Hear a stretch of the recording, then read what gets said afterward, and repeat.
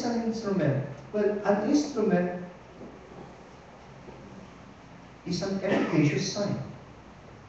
Not only does it point, it effects what it signifies. Pinag-aralan natin lahat yan sa theology natin, di ba? Visible sign of invisible grace, efficacious sign, sign and instrument of salvation, sacrament. And now apply it on yourself. Kasi dati-rati, pag sinabi transubstantiation, naiisip lang natin yung the sacred species, di ba? Transubstantiation.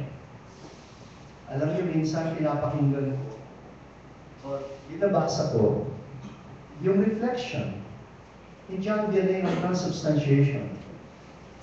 Nayanig ako nung the first time na mabasa ko yung kay John Vianney. He was talking about transubstantiation and applying it not just on the sacred species. He said, would transubstantiation be even possible